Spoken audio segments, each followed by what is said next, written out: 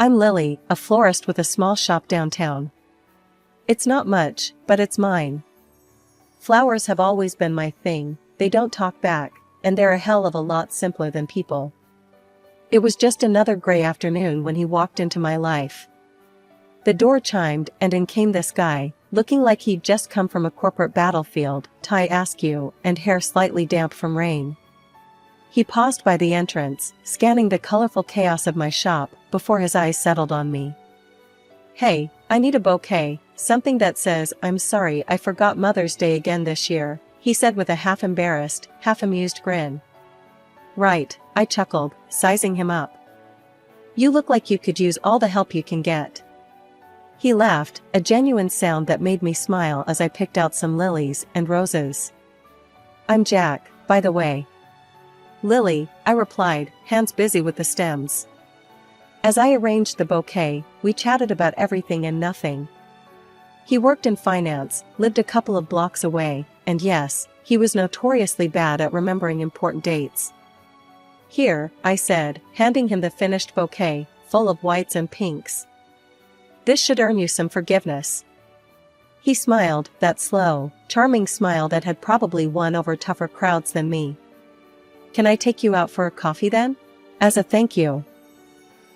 We exchanged phones to punch in our details, his fingers brushing against mine as he handed it back. Something fluttered in my chest, a little like the excitement I felt when a new shipment of exotic flowers came in. A few days later, we met at a cozy little cafe halfway between his office and my shop. It was a quiet place, the kind with mismatched furniture and a chalkboard menu. We found a spot by the window, rain streaking down the glass outside, a perfect backdrop to a slow, easy conversation.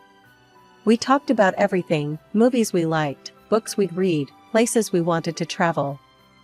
It was surprising how easy it was to talk to him, how much we had in common, despite our different paths. "So, how about a real date?" Jack asked as we stepped outside, a hopeful note in his voice. "Dinner, maybe?" I smiled, feeling that flutter again, stronger this time. "I'd like that. Yes." As I walked back to my shop, my heart felt lighter than it had in ages. I was happy, truly happy, and I had a feeling things were only going to get better from here. A year flies by when you're in love. Jack and I tied the knot in a quiet ceremony, surrounded by our closest friends and family. His parents, Sarah and George, were beaming the whole time, except for Jack's sister, Susan. She managed a smile, but her eyes didn't quite match the gesture. Jack and I settled into married life easily. We visited his folks often, as they lived just a few blocks over. I loved those visits. His mom and I would spend hours chatting over tea, or we'd go shopping. George was battling cancer, and as his health worsened, I tried to be there more, helping out any way I could. As George's condition worsened, I found myself driving over to their place more often, helping Sarah with the house and spending time with George when he felt up to it. One afternoon, while Sarah and I were returning from a walk, Susan pulled up in her flashy car, a scowl already forming as she saw me. "Here again, Lily? Planning to move in or just making sure you're in the will?" she snapped as soon as she stepped out. "Susan, that's enough," Sarah chided gently, but Susan brushed her off. "No, Mom, it's not enough. She's here all the time, cozying up to you, playing the good daughter-in-law. What's the end game, Lily? Trying to make sure we don't forget about you when the time comes?" I felt my face heat up with anger, but I kept my voice even. "Susan, I'm here because your family is now my family too. I care about your mom and your dad, just like Jack does. This isn't about money, or whatever else you're imagining." She just snorted, shaking her head as she walked past us into the house. Sarah gave me an apologetic look. "Don't mind her, dear. She's always been a bit direct. We know why you're here, and we appreciate it. Don't let her get to you." We tried to carry on like normal, but Susan's visits became more frequent, her comments sharper. She'd critique everything from how I helped in the kitchen to how I decorated our home. It was like walking on eggshells whenever she was around. When George passed away, it was a tough time for all of us. I was heartbroken, not just for myself, but for Jack and Sarah, and even for Susan, though she seemed to handle it all with a stiff upper lip. I threw myself into supporting Sarah, accompanying her on her errands, and just being there whenever she needed to talk. One day, after helping Sarah sort through some of George's things, Susan cornered me in the living room. "You're always here, Lily. Don't you have your own home to go to?" "Susan, stop. I'm here for your mom, not for any other reason. Can't you see she's hurting? Or are you too busy looking for problems where there aren't any?" I was tired of her accusations, tired of defending myself. Walking out of that room, I felt a mix of frustration and sadness. It wasn't easy, dealing with her constant hostility. But I loved Jack, and I loved his parents. No amount of snide remarks would change that. It was a brisk evening when we all gathered at Sarah's house for what I thought was just another family dinner. After we had settled in with our plates heaping with food, Sarah cleared her throat, signaling she had something important to say. "I'd like to read George's will." He wanted us all to hear it together. The room went quiet, all eyes on Sarah as she unfolded the papers with a shaky hand. Jack reached over to give her a reassuring squeeze on her shoulder. Susan and her husband, Rick, leaned in, anticipation written all over their faces. "George left half of his estate to me," Sarah began, her voice steady despite the palpable tension, "and the other half he has left to his future grandchildren." A moment of silence followed. I glanced at Jack, whose face was a mixture of sadness and resolve. He nodded slightly at me, as if to say we'd figure this out together. "Well, that's a pretty forward-thinking move," I commented, trying to keep the mood light. "Ensuring the kids have something is really thoughtful." Susan, on the other hand, didn't take it so lightly. "So, basically, Rick and I need to hurry up and have kids," she blurted out, half joking, half serious. "It's not a race, Susan," Jack said, trying to soothe the sudden tension. But for Susan, it seemed to become exactly that, a race. Over the next few months, her efforts to conceive became her main focus. She talked incessantly about doctor's appointments and fertility treatments at every family gathering. It was clear this quest was taking a toll on her. One Sunday lunch, as we all dug into dessert, Susan launched into a detailed account of their latest visit to the fertility clinic. "You wouldn't believe how much we've spent already," she complained, spooning another large piece of cake onto her plate. "It's like a full-time job, this whole getting pregnant thing." As the months rolled on, Susan's frustration only grew. Despite her efforts, pregnancy remained elusive. At a particularly low point, after her third unsuccessful attempt at artificial insemination, she broke down during a family barbecue. "It's not fair," she cried out, tears streaming down her face as she sat slumped in a patio chair. "Why is this happening to me? I'm trying everything, and nothing works." "It's going to be okay, Susan." Sarah tried to console her, rubbing her back. "These things take time. Maybe you're putting too much pressure on yourself." But Susan was beyond consolation. "You don't understand, Mom. It's not just about having a baby. It's about Dad's will, about securing our future. I need this." The desperation in her voice was heartbreaking. Jack and I exchanged looks, both of us feeling helpless. We knew how much she wanted this, how it had consumed her. It was another one of those communal dinners at Sarah's house. These gatherings had become more strained than soothing, especially with Susan's increasing demands and deteriorating demeanor. As we all sat down, the air was thick with the scent of roast beef and the undercurrents of unspoken tensions. Just as we were about to start eating, Susan clinked her glass, standing with a bit of a struggle due to her now prominent belly. "I have an announcement," she declared, her voice tinged with a mix of triumph and challenge. "I'm pregnant, finally," she beamed, rubbing her belly. The table erupted in congratulations, everyone expressing their joy and relief, but I noticed the smug look she shot me as she continued. "And once the baby arrives, Dad's money will go to where it rightfully belongs, my child." Her words, especially the way she looked at me when she said them, felt like a slap. Jack squeezed my hand under the table, a silent signal not to rise to the bait. "That's wonderful news, Susan," I managed to say, keeping my voice steady despite the irritation bubbling inside. "Yeah, isn't it?" Susan smirked. "It's just so perfect. Now everything's falling into place." As the dinner progressed, Susan's demeanor became more unbearable. She demanded special attention for her dietary needs and wouldn't let anyone forget for a minute that she was carrying the family's future heir. "Could you pass the salt? Oh wait, no, I shouldn't. Doctor's orders," she'd say, then launch into a detailed account of her latest doctor's visit, fishing for more sympathy. Jack and Sarah were endlessly patient with her, but I could see the strain on their faces.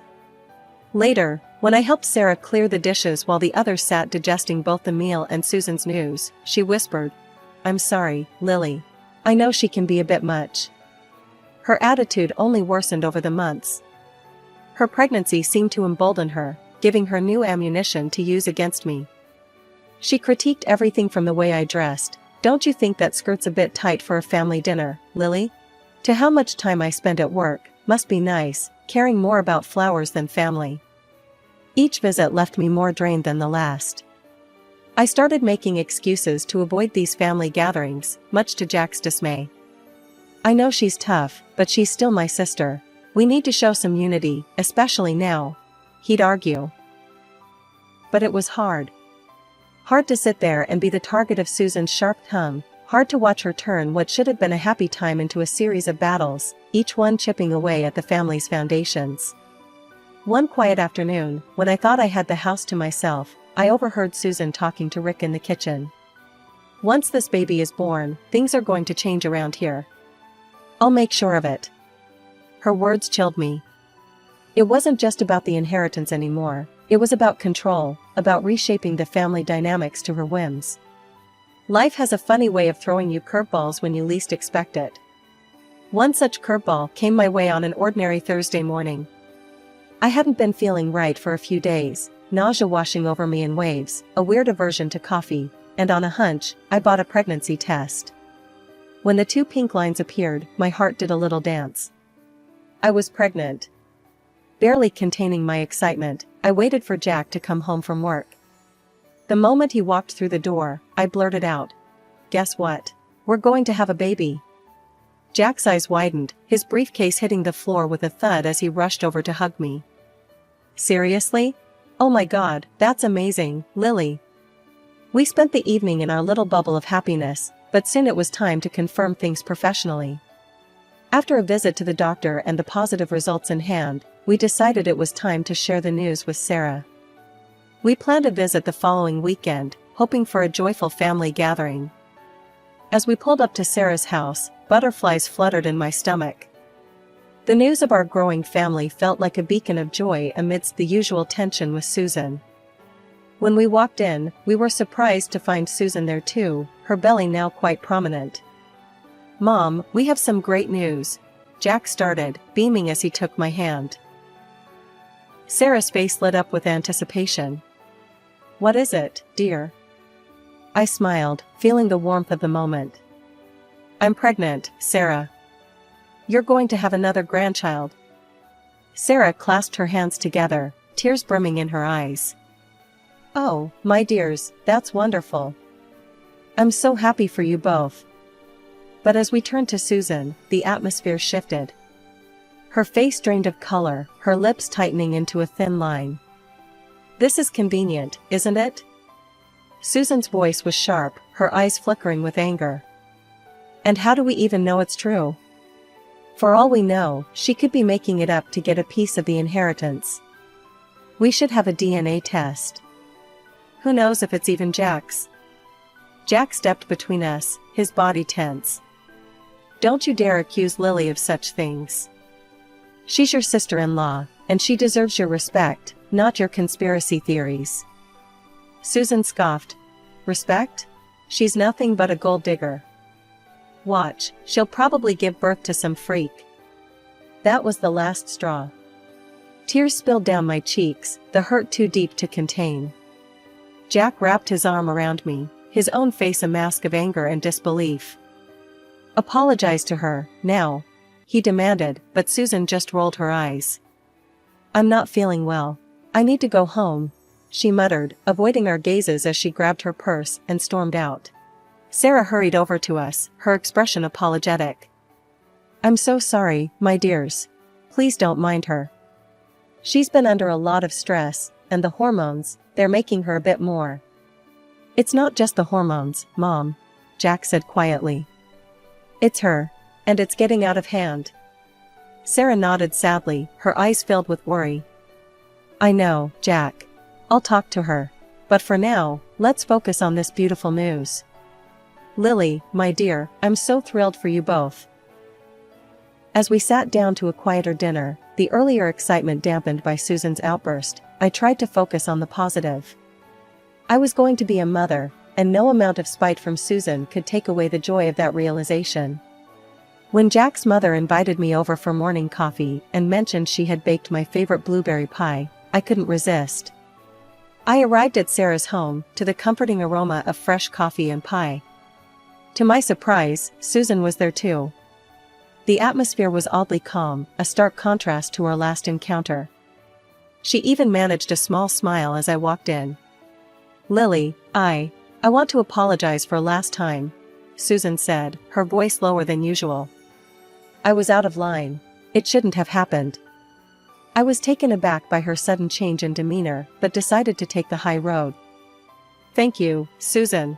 I appreciate that. Let's just put it behind us. We sat down at the kitchen table, and Sarah served the pie and poured the coffee. The pie was as delicious as I remembered, and for a moment, it felt like things might actually be okay. But halfway through, a sharp headache pierced through my temples. Ugh, I've got a terrible headache all of a sudden, I murmured, rubbing my forehead. Oh, I have something for that, Susan quickly said, getting up from her seat. It's totally safe for pregnancy.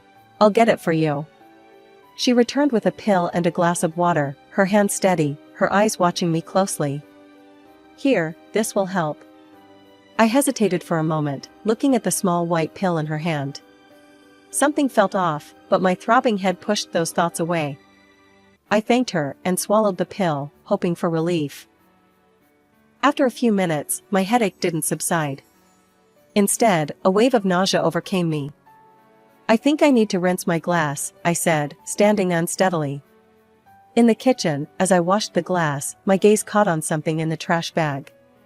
My heart stopped when I saw the packaging. It was unmistakably the type of medicine George used during his chemotherapy. Panic surged through me as I remembered the dire warnings about such drugs and their effects on pregnancy. My hands shaking, I pulled out my phone and dialed 911. I think I've taken something dangerous for my pregnancy, I said as soon as the operator picked up.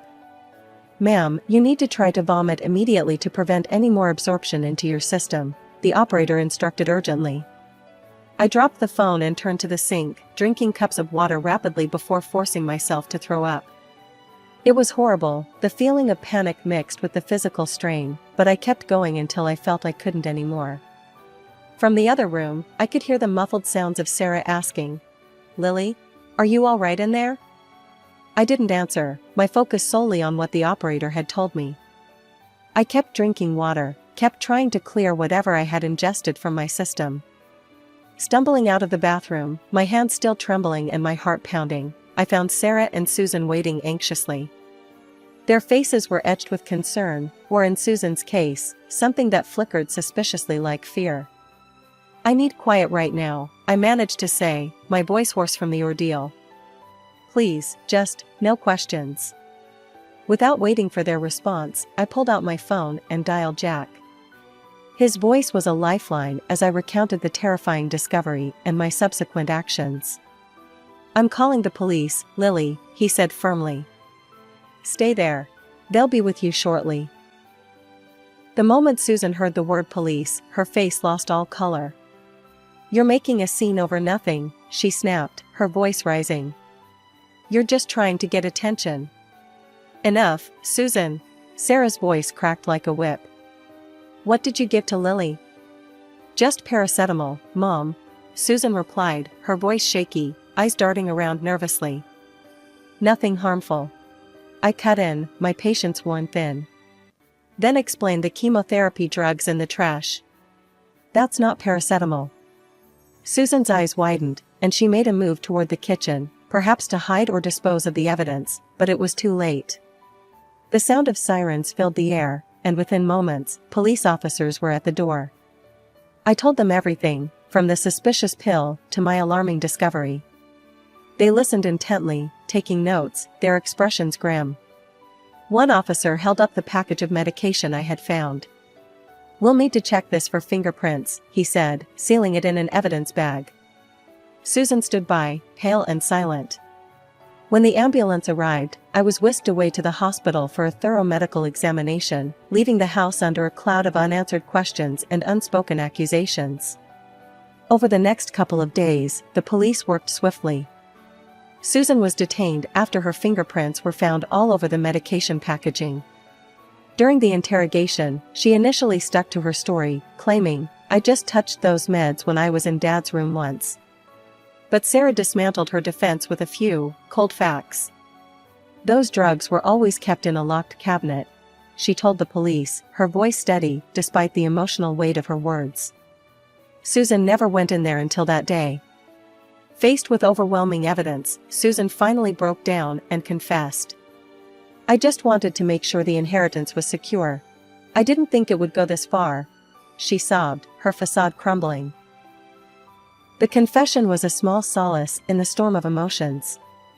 Betrayal, fear, and relief mingled within me, leaving me exhausted but grateful that the truth had come to light. As the dust settled from the whirlwind of police investigations and hospital visits, more shocking revelations came to light, each one more unbelievable than the last. It turned out that Susan had never been pregnant at all. She had fooled everyone with a prosthetic belly, plotting to eventually adopt a child from another state to pass off as her own. Her plan was to secure her share of her father's inheritance under false pretenses. Her husband, Rick, was blindsided by the deception. "I don't understand how she could do this," he confessed to me one afternoon, his voice heavy with betrayal. "She kept saying intimacy could harm the baby, so I believed her. I listened, offering a sympathetic ear, though inside, my emotions were a tangled mess of relief and anger. Relief that my baby was safe and anger at the lengths Susan had gone to. Thankfully, the doctors confirmed that my quick actions had prevented any harm to my unborn child. The relief that flooded through me was indescribable. Jack and I held each other in the hospital, our bond deepening in the face of adversity, our future as a family looking bright again. However, Susan's fate took a darker turn. She was convicted of attempting to harm me and sentenced to 3 years in prison. At Sarah's insistence, the courts also adjusted George's will, effectively disinheriting Susan. This meant she could no longer claim any part of her father's estate, regardless of any future children she might have. The fallout was severe. Sarah, heartbroken but resolute, distanced herself from her daughter, focusing on healing the family that remained. Rick, feeling betrayed and disgusted, filed for divorce and cut all ties with Susan. A few months later, our little bundle of joy arrived, a beautiful, healthy daughter who was the spitting image of Jack. Holding her in my arms, every struggle seemed worth it to reach this moment of pure happiness. We decided to save the inheritance money for her education and any future siblings she might have. But peace was short-lived. Shortly after Susan's release, she reached out to me, her voice desperate over the phone. "Lily, I know I've made mistakes, but I need help. The inheritance, I don't have anything left." I held the phone tightly, my other hand instinctively cradling my daughter, who was nestled against my chest. "Susan, after everything that happened, I can't do this. I have to think about my family now." Without waiting for her response, I ended the call and blocked her number. Jack stood by the doorway, having overheard the conversation. He walked over and put his arm around us. "Are you okay?" he asked, his brow furrowed in concern. "Yeah, I am now," I replied, gazing down at our daughter who gurgled happily, oblivious to the complexities around her. "Good, because we're all that matters. You, me, her, and any future little ones. We're a family, and nothing's going to change that," he said, kissing the top of our daughter's head gently. As we stood there, a family united, the weight of the past seemed to lift, leaving room only for the future we would build together, a future filled with love, security, and the promise of new beginnings.